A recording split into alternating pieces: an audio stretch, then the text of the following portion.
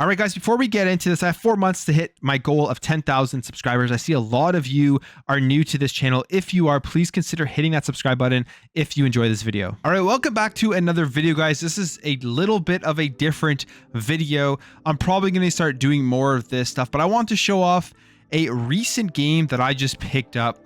It is the Notorious edition of Saints Row. And the reason I want to show off this one in particular right now is because we know this game right now is kind of marred in a lot of controversy with its release in terms of a lot of the negative reviews and people pretty much just bashing all over Saints Row. I was able to pick up this edition. This is $90 and it is an exclusive GameStop edition, web only. I don't think there's that many of them. Pretty much sold out everywhere, so very happy that I was able to get it. But I want to unbox it and just kind of talk about the game so far. So obviously you have this pretty cool slipcover and really awesome kind of like case here. I really like what they did. Really nice hard cardboard. Feels very premium. That's the front. Then you got the back here with the characters in the game. And first thing it comes here with is a really nice steel book, which I actually love when they do nice steel books. This one's here. I mean, it's the same thing as the box, but you have the steel book here. Then you open it up and it has a bunch of codes, which I've already redeemed. So even if I was revealing these, you wouldn't be able to see them. And the disc itself. And then you have just a bunch of different Saints logos and stuff that really signifies what's going on in this game. And as I'm opening this is a game that I've played about 13 hours of so far, and I'm having an incredible time with it. I'm very happy that I ended up picking it up, playing through it so far. I mean, from what I've gone through, I've been spending the majority of my time kind of just doing side missions, running through the city, blowing stuff up, just having a great time. I've done some of the main missions in order to kind of unlock more things within the game, because you do have to progress a little bit to get a bigger arsenal and to get access to different areas within the game and to get access to different missions. So I've been doing that, but mostly just been running around and having an incredible time. One of the main complaints from the reviews so far that people have been saying is just it is a big step back in Saints Row, and there are a lot of technical glitches, which I'm playing it on the Series X. I don't know if it's the Series X version that is the best version, but I've only literally had one, like I would say, bug that really affects the game. There's some glitching in the graphics here and there, very minimal, just kind of like the sunsets flickers sometimes, nothing too crazy. But I've had one glitch where I've had to just open and close the app again when I'm changing my outfit. It kind of gets stuck in that menu and I can't get out. It's happened once, and it's the only thing that's happened in 13 hours of gameplay. So I'm not sure what people are talking about with all of the crazy bugs and everything going on within Saints Row. Maybe it is the PC version. I know they've just released a hotfix and they did PC in the Epic Game Store first, and then they did PS5, and they're doing Xbox later. So maybe the Xbox version is the best version out there, and that's why they're waiting longer to release the hotfix. But so far on the Xbox Series X, Saints Row has been running, I would say, almost 100% fine for me without any big massive glitches. And the game itself, like, it's a ton of fun. People are really hating on it. I can understand somewhat why people are hating on it in terms of the characters. To me, the characters are pretty bland, the main characters within the game, and that part a bit disappointing. That's what takes away, I think, the most from it. The 4 main people, or the 3 other people that you play with, because you make your own character and you still have just insane customization. I'm not a fan of them. They're boring. They're nothing crazy and zany like they were in the other Saints Rows, and I could definitely do without those characters. But when I play Saints Row, I play it for literally the gameplay and the fun factor and just everything else within the game. Now, moving on here to the next thing is the art book. Now, the art book's pretty cool that comes with this edition. I mean, pretty premium quality. You get access to like all of these nice pictures and everything that makes up the game. There are a lot of cool things within this game, as you can see this here.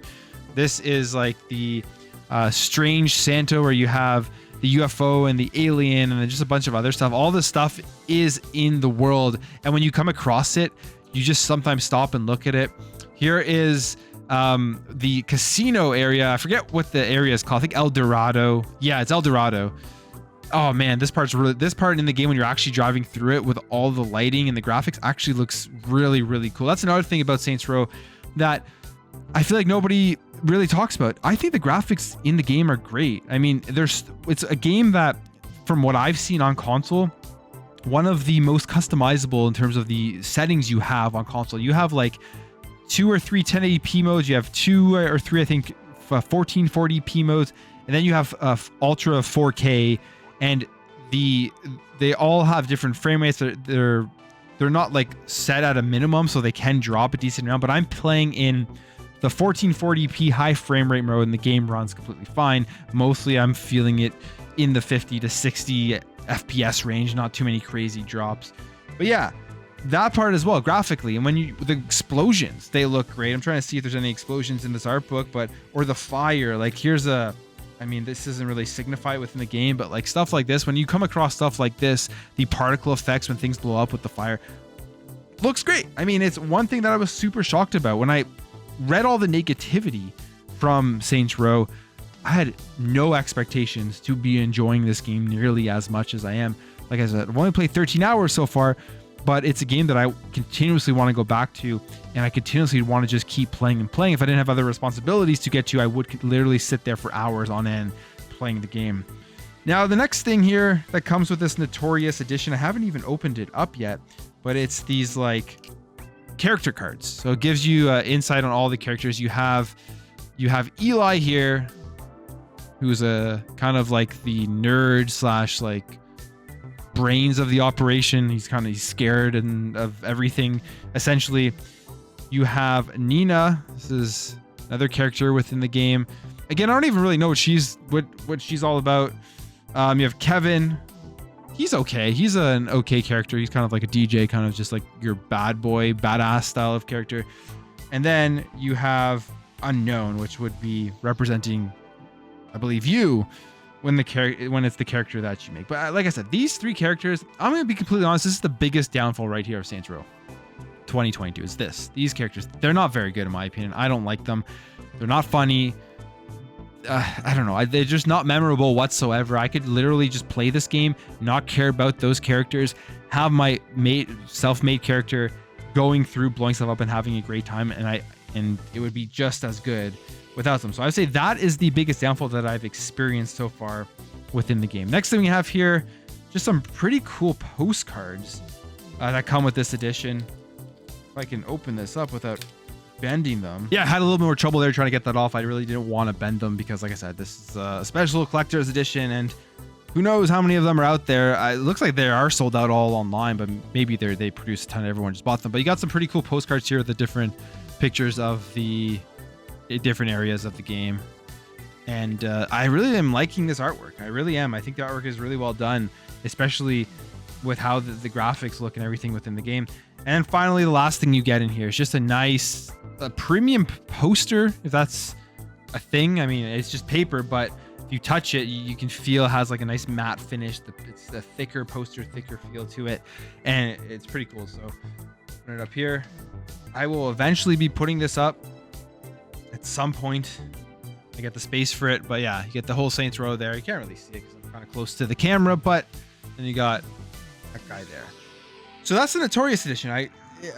$90. These are the type of special editions I think are right in the sweet spot for most people, where you're just spending a couple $20, $30 more than the actual retail price of the game, but you're getting a bunch of content with it. But on top of that, like I said, there are codes in there, so you get a bunch of extra DLC, and you get the entire expansion pass to the game whenever they release content for that. So Saints Row, again, a game to me in August was going to be the big game for August, and one of the bigger games of 2022, and a lot of people were looking forward to it. Saints Row itself is not a game that takes itself seriously. People call it a mid-franchise, and I would say, yeah, it probably is. Just overall, it's kind of a mid-franchise, especially when you're comparing it to something like Grand Theft Auto.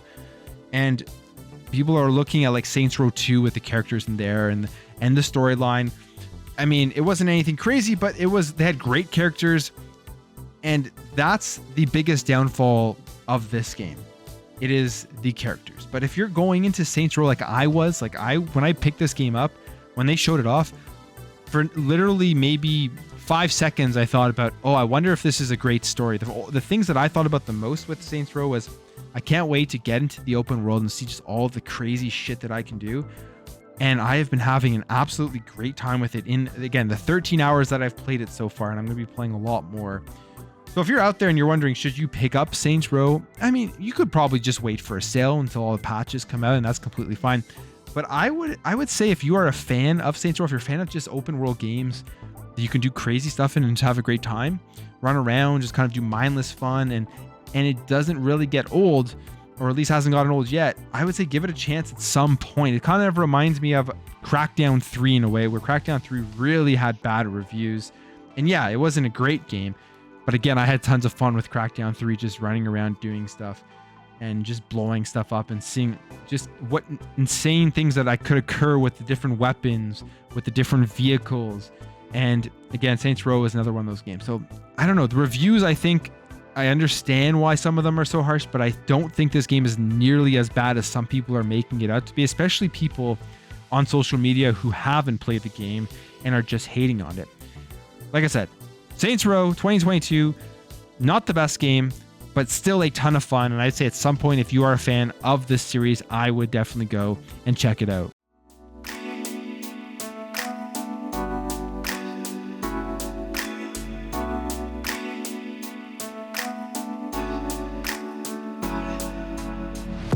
Bye.